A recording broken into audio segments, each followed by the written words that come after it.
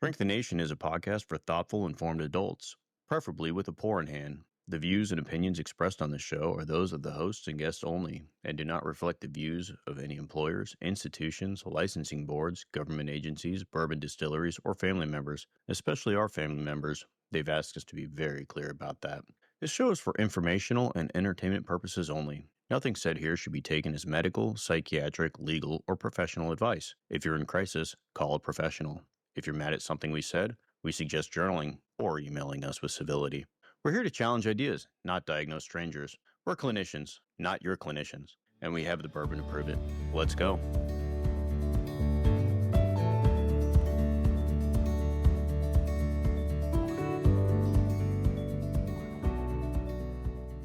We're not doing mysticism tonight. No crystals, no incense. Clinically, the shadow is simple. The traits we refuse to own, exported to somebody else. I don't deceive, they deceive. We're the city on a hill. They are the threat. When identity feels endangered and arousal spikes, that denial recruits projection, moral disengagement, and the story bending we use to keep ourselves pure. You can hear it in our myths and see it in their mirror. Land of liberty with slavery and Jim Crow humming underneath. Manifest destiny with indigenous disposition. Broken treaties and boarding schools buried in the footnotes. We don't conquer, we liberate, while the Philippines, Vietnam, and Iraq say otherwise. Rugged individualism that blesses guns, police impunity, and political assassination as if violence were a sacrament. The American dream on the marquee while structural inequality, wage stagnation, and wealth hoarding run backstage. We always self-correct as selective memory. Sanitized textbooks make forgetting a national pastime. Innovation and free markets that crowned Enron most innovative 6 years in a row, right up to cooked books and retirement accounts erased. This isn't a scold, it's a risk assessment. Communities do it too. In Tulsa, 1921, a prosperous black district was recast as a threat to quote-unquote order, and the shadow burned Greenwood to the ground while officials called it law. Left or right, nobody is exempt. Same human hardware, same defenses when shame, fear, or status loss bite. The clinical task isn't to shame a country, it's to name mechanisms and lower risk. That means stripping dehumanization out of our language, interrupting arousal before it turns into action, slowing rumor velocity so lies don't outrun correction, and building norms that make nonviolence the only acceptable outlet for grievance. It also means telling the truth about what we've denied. Because unknown material doesn't disappear, it organizes behavior. If America wants to be exceptional, here's the bar. Own what we've hidden, stop calling fellow citizens animals, and act like a democracy that can look in the mirror without breaking it. Not sentimental, clinical. This is Shrink the Nation, the American Shadow. All right, I'm David. I've got my 20 plus years in the military. I'm still board certified somehow. Nobody's taken that away yet. I'm drinking coffee today in the world's giantest mug with Dwight Schrute on it because false. That's why. Hey, it's Rob. I'm actually also drinking coffee this evening, although that's just so I can stay awake through the remainder of this taping. Different side of the world right now. 25 years as a psychiatrist, 30 years in the military. I was admiring your confidence and the excitement of this episode.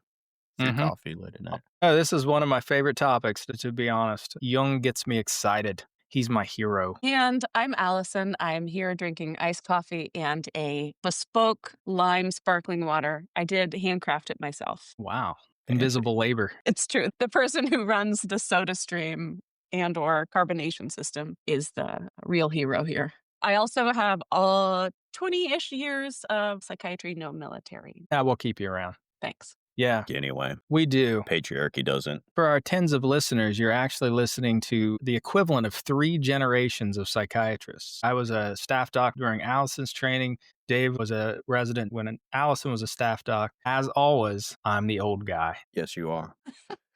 You hit a certain point in your life and it's just that's how it is. All right, so let's start off with defining the shadow, and you touched on it. In essence, it is the disavowed parts of ourself. So that we're talking about emotions, memories, beliefs, anything that is uncomfortable to sit with, anything that we do not like about ourselves, we're going to push it off into our shadow. Basically the equivalent of the basement. We're going to push it into the basement. We're going to pretend like it doesn't exist. The problem is that if you do not integrate your shadow, it will hijack your behavior. And oftentimes, for just our tens of listeners, if you're wondering what's in my shadow and how do I know when it's coming out? Well, I'll tell you. If you are in the midst of a situation and your emotion is far in excess of that situation, then you are probably responding to a childhood emotion. And it is probably coming directly from your shadow. This is a Carl Jung quote, so a drink. Drink. Until you make the unconscious conscious, it will direct your life and you will call it fate. In other words, you'll be powerless to make truly independent decisions and just keep finding yourself in the same situations over and over and over again. And the answer is not to give into it or to avoid it, it's to understand it and integrate it as part of your personality. And that's really what we're going to be talking about today, because the shadow, from Jung's standpoint, it can exist at the individual level, at the family level, the community level, the national level. And hopefully we can elucidate that a little bit and get to the brass tacks of how, in order to be a fully integrated nation, what we need to do to deal with the United States' shadow. As we've spoken about on several episodes, projection plays a big role in the shadow. When I can't tolerate a trait myself, I export it.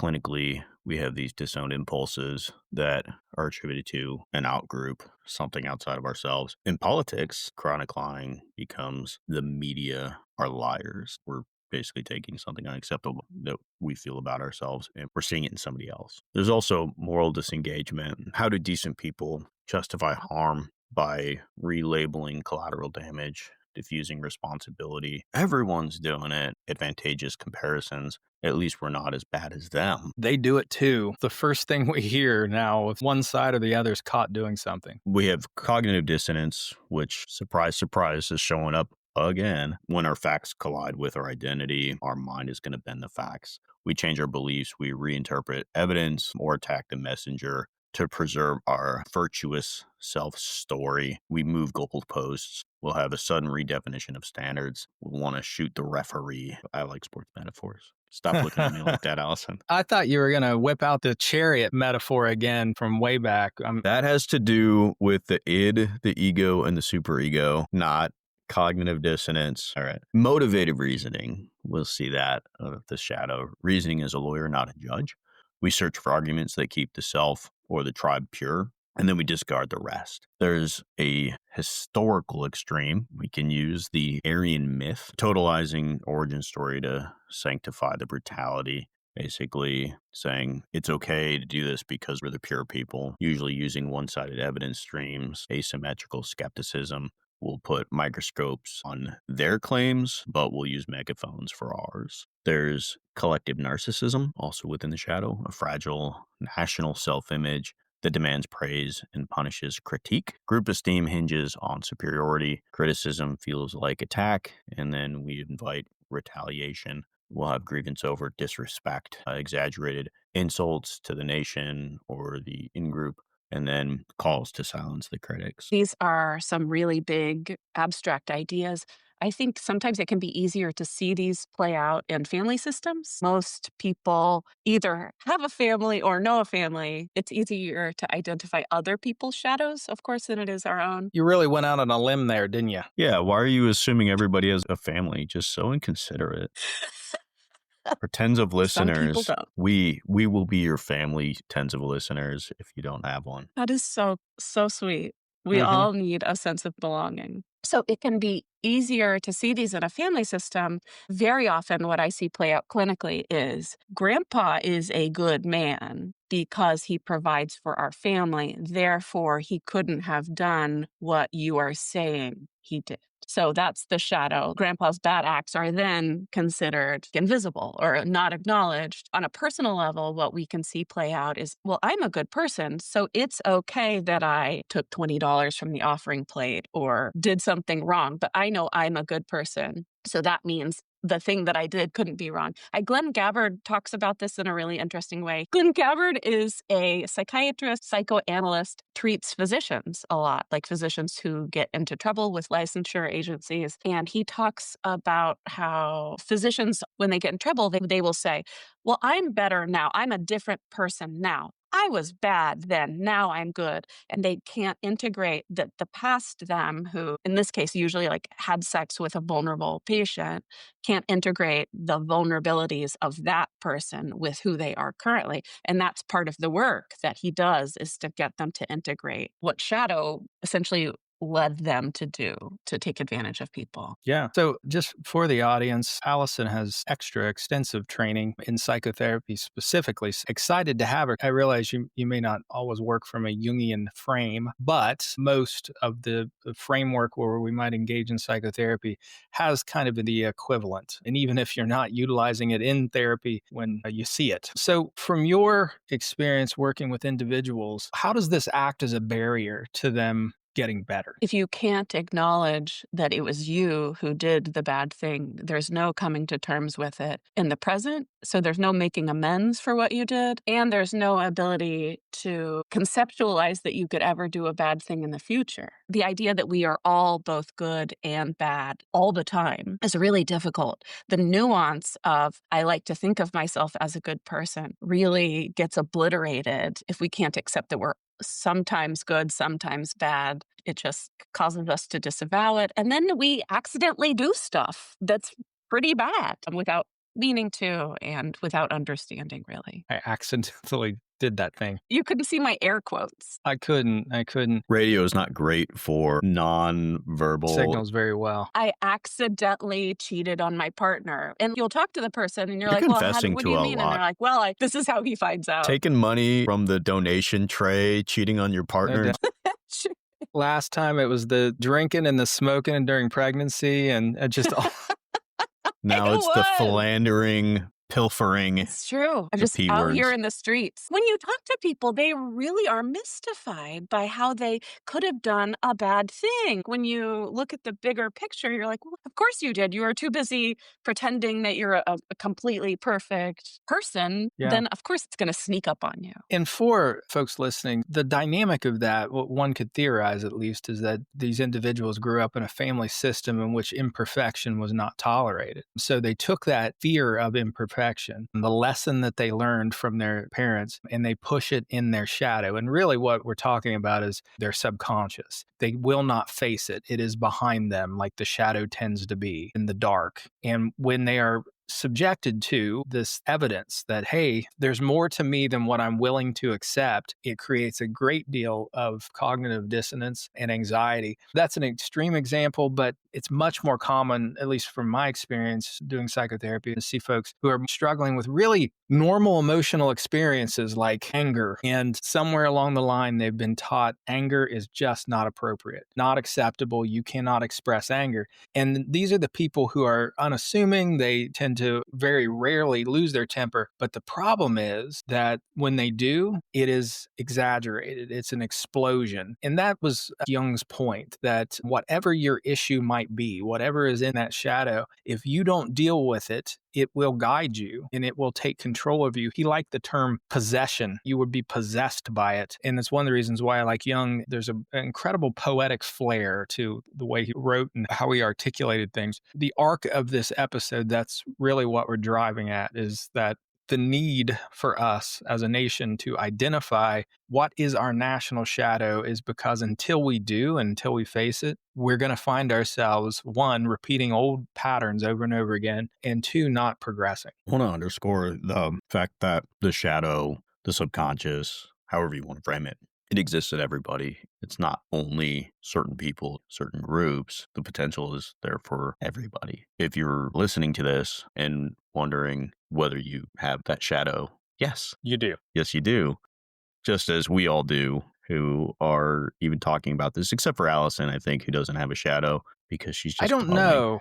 Glows with a light. Well, It did become unhinged roughly 36 hours ago, and I'm only just now getting all the hinges put back on. Okay, well then Allison has a shadow too. I feel like there's an inordinate number of Freudian slips in the fact that she often uses I statements when she's telling stories about others. It's phrased in terms of I. Usually say we with my patients, and it makes Do it you? easier for, yeah, I do. I say we I do too. have really big feelings. For me, I think outwardly, I don't seem like somebody who has big feelings, but on the inside, they're really big. So Have you ever I met really...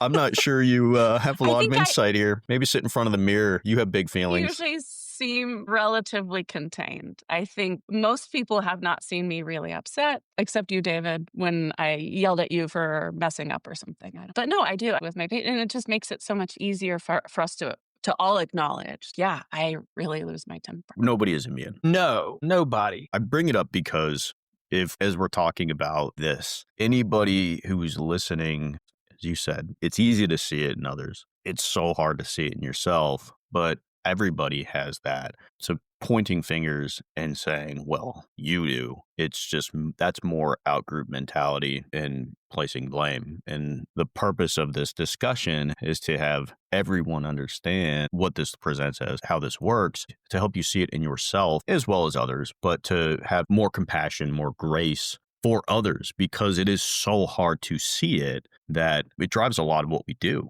especially the unpleasant things that we do. And a big part of surviving as a democracy is to have that grace for others to some extent. Doesn't mean we just excuse terrible behaviors, but we understand that I got to fix my shit before I start calling out everybody else on there and becoming combative, angry, violent at others when you're doing the same exact thing, just from your own perspective, and you're rationalizing it. Yes, absolutely. When we were envisioning doing this podcast, and this is after what, Dave, maybe 7 years of an ongoing text string that we would go back and forth on political topics. And of course, from our frame, we would always think in terms of the psychology, the psychodynamics behind it. And that's what makes this so challenging, and what makes a nation the size of ours so challenging, is that it is a collection of individuals, and each one of us has, and this is not pejorative, I'm not criticizing anyone, and I will be the first to admit I've got a bucket load of psychopathology sitting right here next to me at my desk. But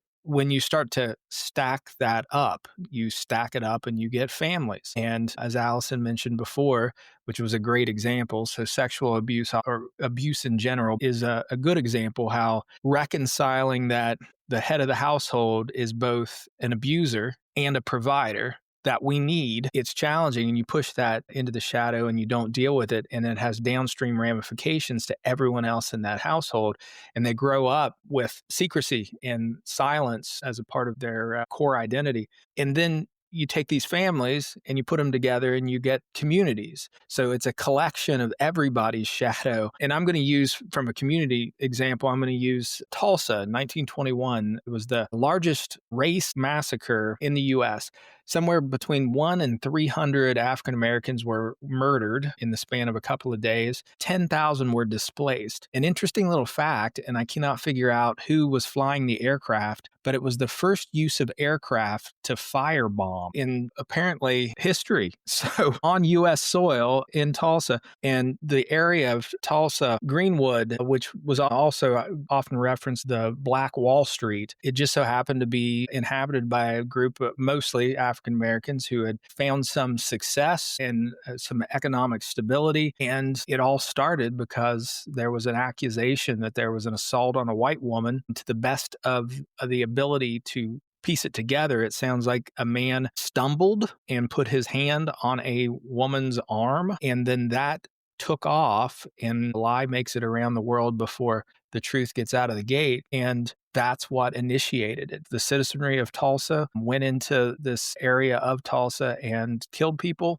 and destroyed the city. And then they denied it. Claims were denied, records were burned, the survivors were silenced. It was completely covered up right up until just before the 100-year anniversary. And then there were some documentaries and more attention to it. When you push something like that, deny it, cover it up, it has downstream ramifications. Tulsa ended up experiencing many, many, many years of mistrust and inequity, unfinished grief. And people who are listening might think that's not so bad. But from another standpoint, this was a flourishing area of Tulsa. Not only did they experience these long downstream consequences of the community, but they also missed out on significant opportunity in that time by, one, not controlling it, but two, not identifying it and taking responsibility for it and making it part of their history. Instead, they pretended like it didn't happen. A lot of people, even from there, were not aware.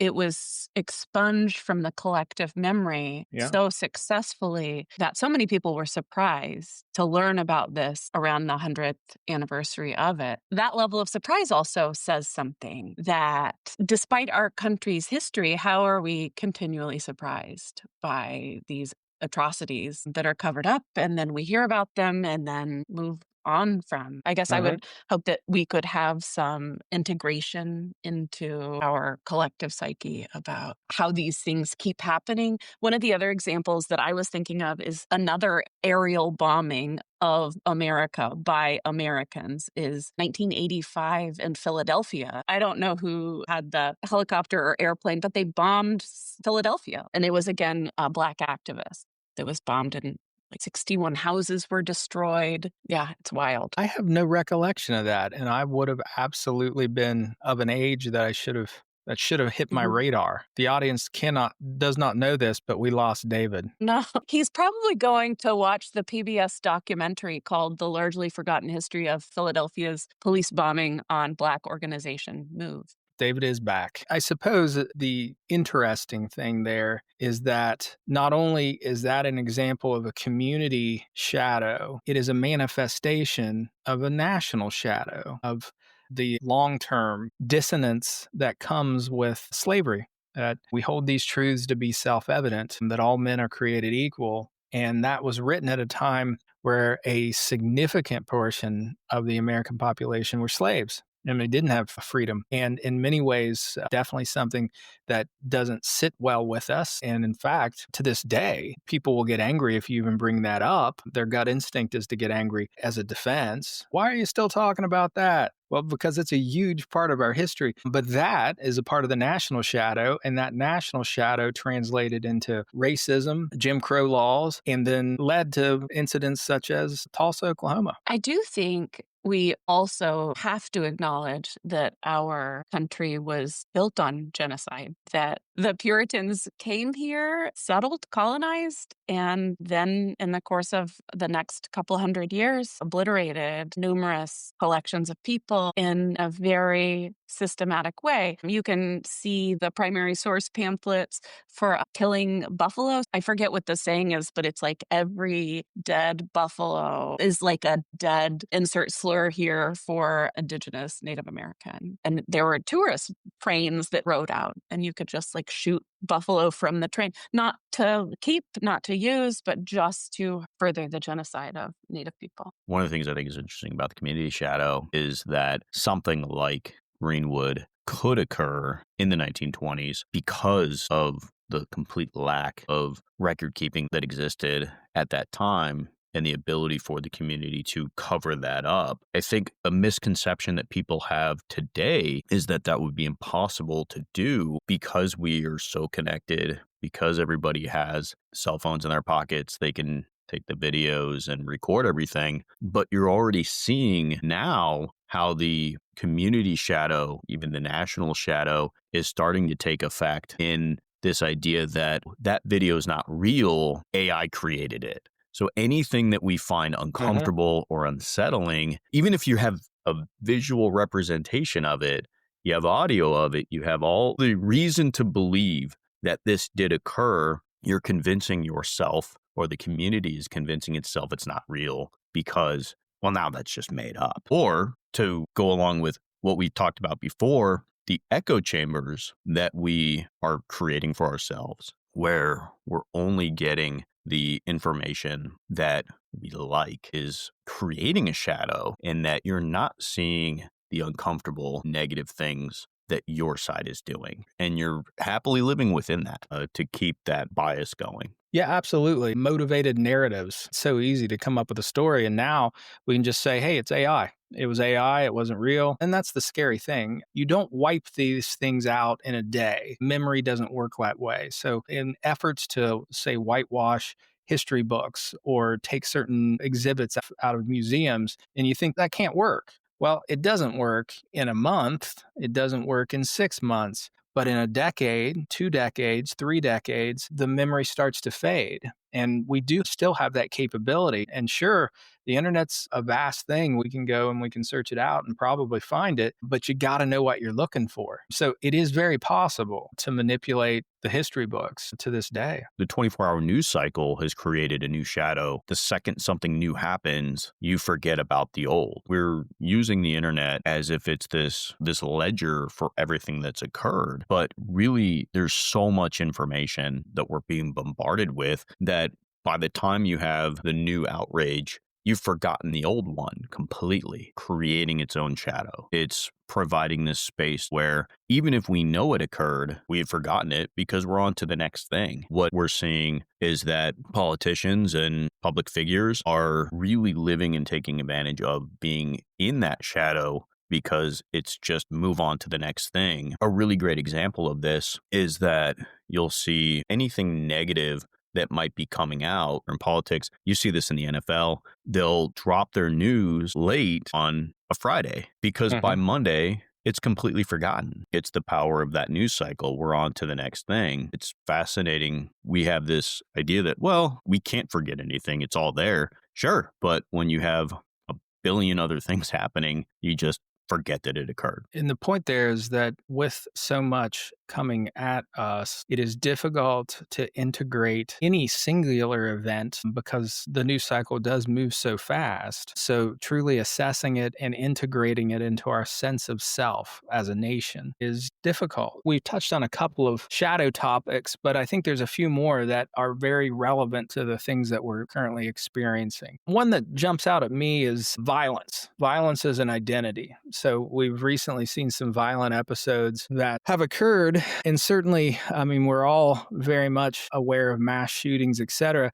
So the myth we're working under is this rugged individualism. Americans are able to defend themselves. It's an issue of freedom. And what that ends up doing is creating a shadow of gun violence, police brutality, and political assassination, which we normalize violence as patriotic almost at this point, but refuse to name it as an illness. And every time we have a mass shooting, we get the same talking points over and over again from both sides. And it reflects this. One side is saying this is pathologic, and the other side is saying it's freedom, the manifestation of our God-given Second Amendment right. And I think that the history of policing in America is so interesting too. It's an outcropping of chattel slavery. Policing in America started as slave patrols that would round up enslaved people who had escaped their torment. Like, if that's the history of our policing, I do think it's a big ask for them to be responding to mental health crises. So they were formed for something else. I do think that acknowledging that would let us go a long way to forming a functional crisis response so that we're not shooting people who are in the midst of a mental health crisis. I think that could be really helpful for us. When I have these discussions with a lot of folks, what they struggle with is the relevance here. There's a certain hyper morality. I'll use a different example so I can paint this picture. So we have a mythology in America of us as being the home of immigrants. We've got the Statue of Liberty, and there's that beautiful poem, "Give us your poor, you're hungry." Do you have it memorized? Seemed like you did. No, I do not have it memorized. Right. It looked like you were just ready to. Anyway, I got it. It's right here. But that's the mythology. And we embrace that mythology now. And I'm not even talking about immigration today, which has its own set of struggles. But if you go back through the history of immigration, it was not easy to immigrate here. We would accept lots of people. There wasn't that pushback. But being an immigrant in the United States was challenging. Go back to each wave of immigration and the hatred that was poured upon these immigrants that were coming in by folks who were already here. I think of the Irish that came here in the middle 1800s, what they ended up facing, and many of them just got pressed into service in the Civil War. And you can go with each new generation of immigration and see the struggle that they had, that it just doesn't necessarily fit with the mythology, the story we want to tell, what we embrace, what we say, gee, and look how good we are, but it doesn't necessarily fit. That is a really interesting picture to then talk about wealth inequality now. Absolutely. We have this idea that anybody can come here and they can bootstrap themselves up to a billionaire level. And the reality is that people are born into a class that it's easy to slip down in socioeconomic status. It's really difficult to climb, and with our middle class shrinking and our worker protections evaporating, it just gets harder and harder. And yet our 24-hour news cycle keeps pushing this idea that the poorest of us can be a billionaire. So let's go ahead and let's reduce the billionaire taxes because one day that could be me. When reality is my rent-to-own couch is getting repoed. That's the next thing that I'm admitting to, besides drinking and smoking and whatever else. Philandering was the other thing you admitted to. My bad. I forgot about that. Gosh, my husband's going to be really upset that we lost the couch, too. He's going to be. Yeah. Poor David is having a really difficult day when it comes to the internet. In keeping with that, why is it that is an entrenched belief? I have actually had these conversations with folks across the economic spectrum. And why is it held so dear? That idea that this reverence for the billionaire, can always find a billionaire that maybe, I don't know exactly where Jeff Bezos started, but I know it was not the humblest of beginnings, but it was not much. But I think the odds on success like that is probably smaller than winning in the lottery. I think it's the same thing as the lottery, isn't it? That wish that this could be me. I could be a mega million. What are they called? What is the lottery called? I have very intense feelings about the lottery. Mega Millions. You're going to win it? Is that the feeling? Or it takes advantage of the poor? It exploits the poorest people with the impossible hope that they'll win the lottery. And if they've ever watched a lottery-winning documentary, they know it actually just ruins your life. I've watched all of them. It ruins your life. You do not want to win the lottery. So you sit there drinking and smoking with your boyfriend, watching. Just steal 20s out of the collection plate like Allison does. Right. Exactly. And then use that 20 to buy a mega millionaire. That's how I get ahead in life.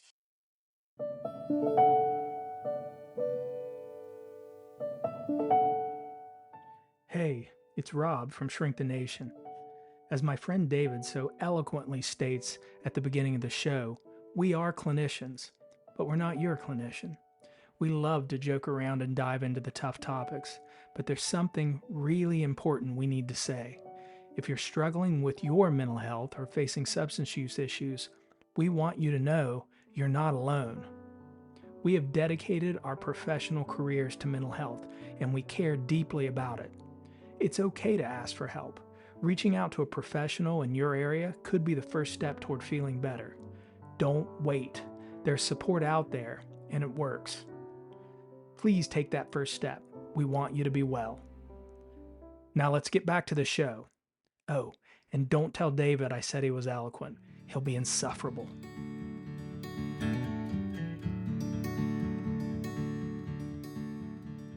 I'm going to go back to immigration. That there is a certain reality that completely open borders is just not possible. So it runs into the practical. There's the ideal, and then there's the practical. And holding those two things can be very challenging in and of themselves when you start to factor in also some of the inequities, the poor treatment that many of our immigrants have experienced. It creates this broad spectrum that is difficult to sit with, and it does almost beg for simplicity. You have to find some place where you sit with this. And how do we do that? I think our minds hate nuance. That's the only thing I can ever come up with, is that there's something so comforting about things being all good or all bad, that our minds just are terrified at the idea of nuance, that people can be good and bad, and that it's just so much easier if we know that our dear leader is all good and would never hurt us. Even if he's doing things to hurt us, he doesn't mean it. It's an accident. He's not doing it. It's actually Antifa.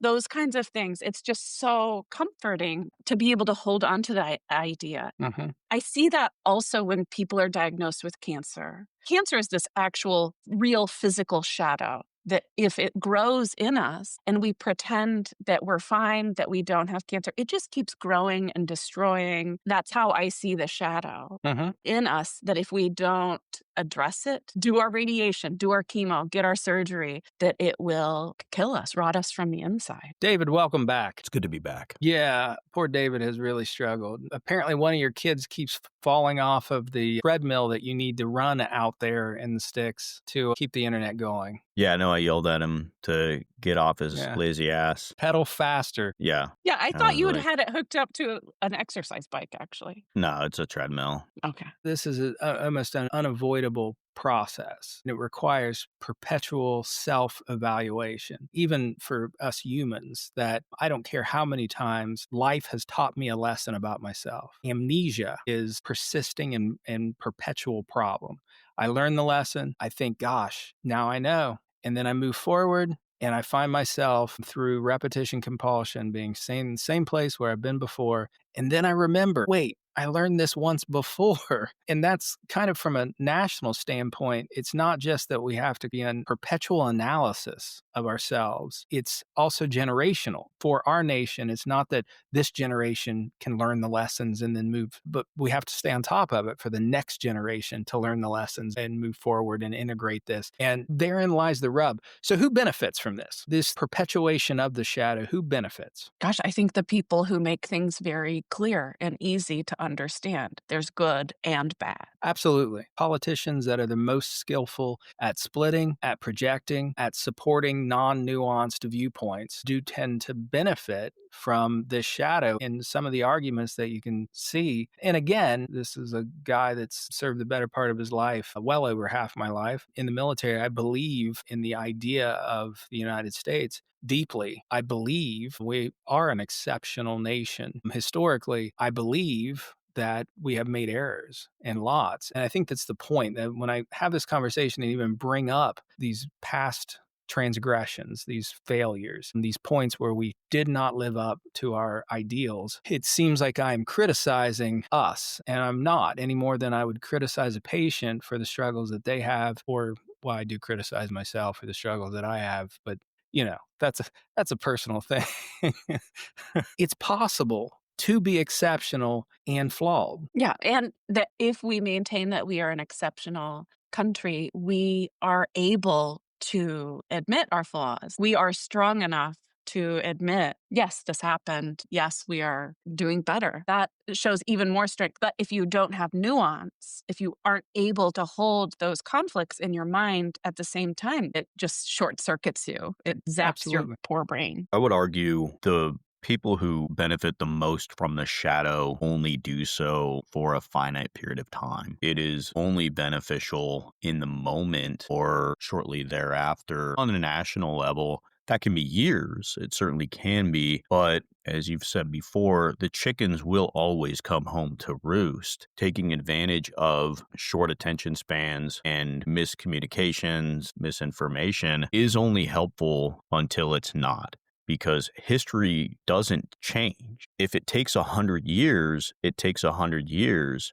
But even with Tulsa, eventually the truth gets out. It may not affect them right now, but it will. The ability to tolerate our imperfections, to sit with the fact our history has not been perfect, but we can still grow from it. We can learn from our mistakes and do better. That's the goal. I often think of this with patients, that we are a set of ideals, and it's difficult to think of yourself as just a set of ideals, but we can be very proud of the ideals that this nation was built on. It was an exceptional group of individuals who utilized the best information they had based on the experiences they had in world history to develop a system. And they really did incorporate a lot of wonderful ideas into our founding documents. And that's really what we are. And I know for a lot of people, you talk about the United States, they think of a landmass. I mean, your immediate gut instinct is to probably see the shape of the U.S.,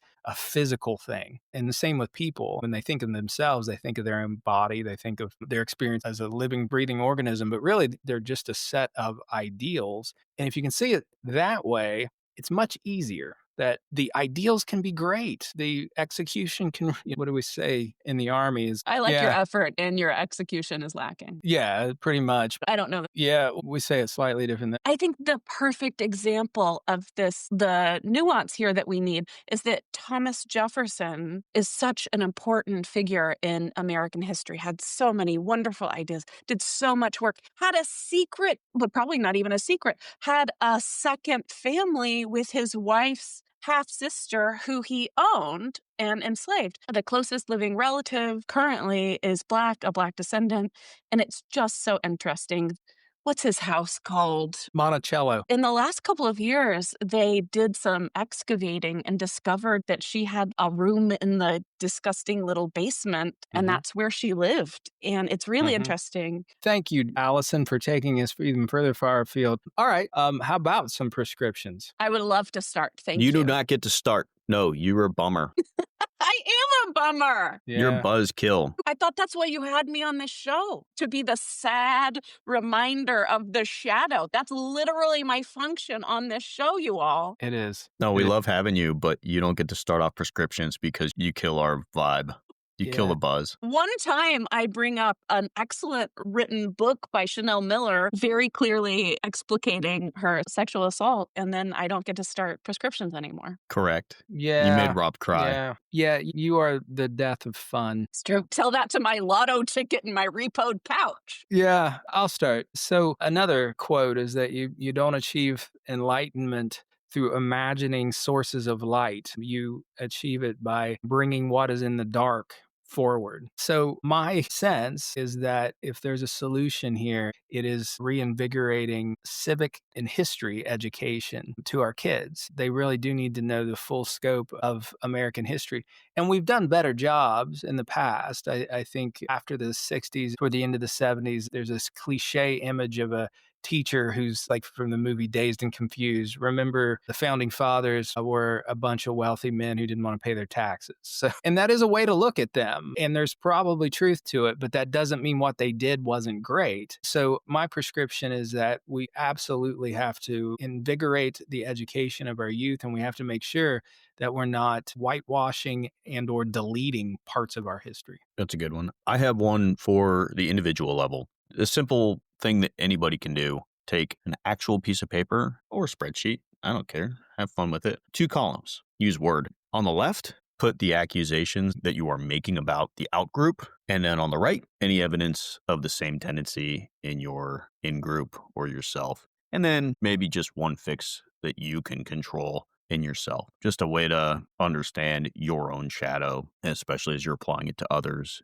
Fix yourself before you start casting stones. Okay, Allison, kill fun. Okay, there's a hilarious... I started following him on Twitter when it was She's Twitter. using air quotes. His name's Michael Harriot. He's a journalist. He is so smart, so funny. And he has a book called Black AF History, the Unwhitewashed Story of America. And yeah, it's a total bummer, and it's necessary. If you would like something appropriate for kids, my recommendation is A Young People's History of the United States. It's an adapted version of Howard Zinn's A People's History of the United States. It's very good and tells so many stories that I had not heard that didn't make it into my high school history class, where I learned that states' rights were the reason for the Civil War. So that's actually what I learned in history class. Color me surprised when it turned out that it was actually the states' rights that they wanted to have was slavery.